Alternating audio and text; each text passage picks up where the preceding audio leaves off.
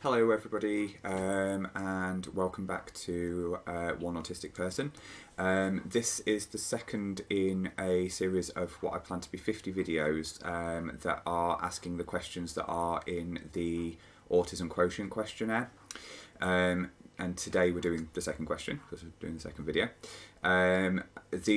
So what I want to try and do with these videos is sort of look at, I want to try and keep them short as much as possible, under 10 minutes, just looking at the question. But one of the things that I think can be quite frustrating is that during the diagnosis process and then really afterwards, you can then find that things are seen as a deficit. And what I wanted to have a look at is to think of things rather than from a deficit, looking at things from a benefit perspective. So of course these things are deficits to us as autistic people, but we can have benefits from pretty much all of these. I mean, I'll be very honest, if there are questions that come up and I think, well, actually no, there's nothing that I can personally think of as a benefit, then I'll be honest about that, but would love people to sort of communicate in the chat to see whether in the comments, to see whether other people can see those other benefits that I haven't come up with, or if I can't find a benefit to things, that they are able to find a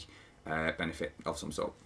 So question 2 on the Autism Quotient is, I prefer to do things the same way over and over again, which for me is a definitely agree. I do like to do things over and over again the same way. Sorry, I don't know whether I read that correctly the first time. I prefer to do things the same way over and over again. So to me, this is two things. So there's two big things here. There are sort of repetitive behaviours and there's routine. So I'm going to sort of break that into two things. So my repetitive behaviours that I find stimming as part of this as well. You know, I like to stim the same way over and over again. I will do the same ringing hand movements. I will rock. I will with my tangle, I will do it. I'll open it, close it, put it all back together again, pull it apart, and then put it. And I've noticed that I do that over and over again. But then it comes down to things like routine. I have a very loose routine, but very specific one for me. One that is really important for me to be able to work through. So in the morning, my routine is that I will wake up. I will, while I'm still laid down, I will put YouTube on. I will watch 30 minutes of YouTube. I will then get up and I'll get ready, and then I'll go back to bed, clothed, and watch another 30 minutes of YouTube. And then I will get up, put my shoes on, and sit up and watch another 30 minutes of YouTube. If any of those things don't work the way that they should do, I have to go back to the beginning of the process to pretty much not sort of get back ready for bed the way I was before, but I will go and have to lay down again if I get interrupted during that side of it. After I've got dressed, I'll have to go back to the beginning of the 30 minutes and watch another 30 minutes of YouTube. It's something that's just in my head now. It's what I have to do. So that's my morning routine, and morning routine is pretty much the only thing that I would say is really structured, although there are other things that are quite routine for me. How I get ready to go in the car, how I get out of the car. I'm not going to go into all of those, but they are quite specific ways of the way that I do things. Cooking, it's not on a time basis, but I do like to follow exactly the way I want something cooked, and I get very stressed when somebody else cooks something that I really like, because it's never quite right, and but it's never quite right, I think, because of the fact that I know I've not cooked it, and it will be that, I don't know, carrots are cooked ever so slightly differently to the way that I would have cooked them, or there's more flavour in it than what I would have put in. So there's the sensory issues that I have around food in general, but there is also this thought process in the back of my head that's like, well, those processes haven't taken place the way that they should do. At work, I have a very strict sort of routine where I will have to put in everything that I have to do on a weekly basis at a specific time. Other regional managers in the company that I work for won't have those specified times. I have to have those specified times in there. I have to routine them in, and they have to be done the same time each week in the same way. If a process changes, I do get quite stressed by the fact that something might have changed within that process. So yeah, and it even comes down to sort of driving. I really do follow the very specific routine of expectation when you're turning a corner, that I do it exactly the way that I was taught to do it, and I can't do it any other way. So yeah, I like to do things repetitively. It makes me feel safe. Now, from a benefit of this, I think what it does is allow me to preempt a lot of what I am going to do, especially in a work environment. It can allow me to plan ahead and for me to see what I need to do, and it allows me to be for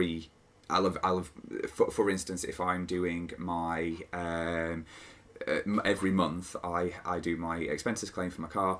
It is methodical, it is done down to the T, and it never gets pushed back. It's never done late, and it's never done in a way that gets anything that pulls back on it, that says that it's wrong. The same with my company card expenses. But then it also comes down to me putting routines in place as well for looking at my sales figures. They're always done in a very specific way, and that then gives routine and structure for my team that maybe other people don't give people quite as much.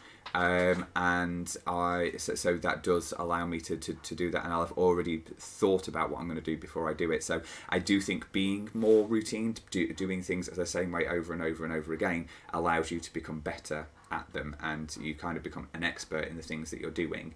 Whereas if you go, I'll do it this way this time and this way that time, and don't get me wrong, there are things in my life that I do that with, but I'm not as good at them. So it's they tend to be things that I'm a little bit more worried about doing, or have anxieties around doing.